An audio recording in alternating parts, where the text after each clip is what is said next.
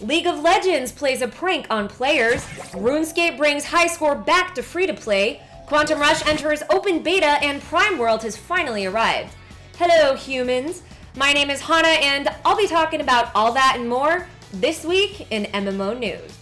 April Fool's Day was on Wednesday, and as expected, it was full of pranks by developers preying on gullible fans of their games. When League of Legends announced a new game mode called Ultra Rapid Fire, we all took it with a grain of salt. Turns out the joke was on us. This new mode, which went live in the latest update 4.5, offers an 80% cooldown for abilities, summoner spells, and activatable items. It even lets players cast spells for 0 mana cost. Ranked champions got a boost as well, doubling attack speed from items and receiving a 25% bonus to their critical damage. But Riot employees weren't the only ones in on the joke. The top 2 teams in the North American League Championship Series, Cloud9 and TSM, debuted this new mode in a single match, much to the delight of spectators. Unfortunately, this insane new mode is only up for 1 week, which wraps up on Monday. Well played, Riot. Well played.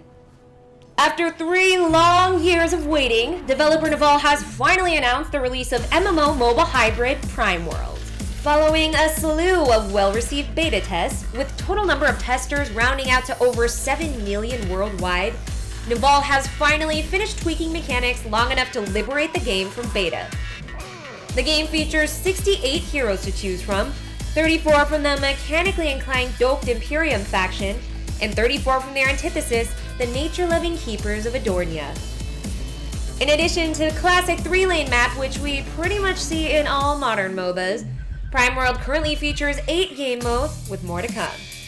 These modes range from fast and fierce PvP and outpost mode to cooperative PvE challenges, and even has a darker PvPvE mode called Dragonwalled.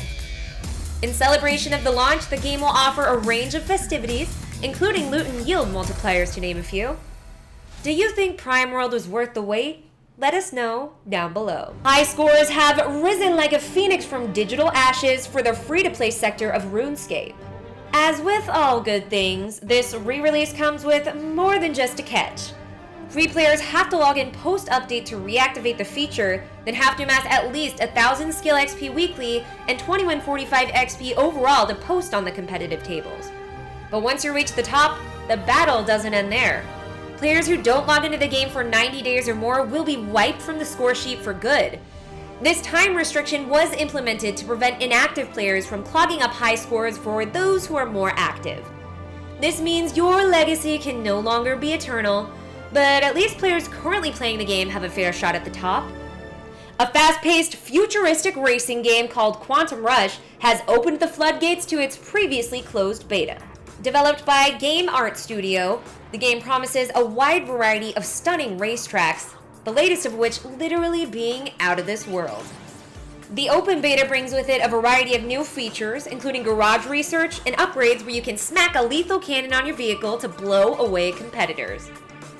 New game modes include a 20-man race, or the significantly more dangerous Death Race, which is fully combat-enabled and allows racers to nag shields and weapons designed to give them a dirty edge on the track. A signing bonus of 30 coins will be awarded to all new accounts created by April 14th, which can be used for in-game purchases to customize your racer. As a consolation prize to players who suffered a closed beta wipe, a gift of 100 coins was awarded.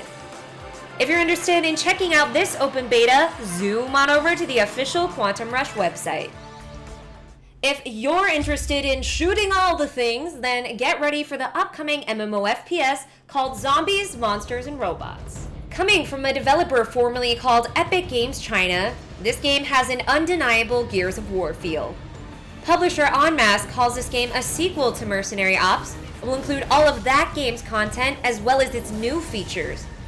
In addition to zombies, monsters, and robots, players can also blast their way through disturbingly large creepy crawlies and even dinosaurs. But if PvP is more your speed, then you can group up with friends and annihilate waves of enemies in ZMR.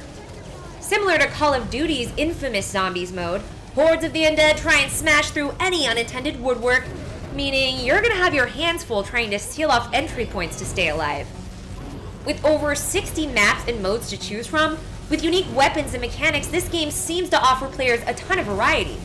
The jury is still out, however, on whether or not they're spreading themselves too thin with all of these variants. Are you guys looking forward to this new shooter? Leave a comment and let us know. Well, that wraps up another exciting week in MMO news. Thanks for watching, you guys, and don't forget to like and comment, then subscribe if you want more of the latest MMO news. And I'll see you guys next week.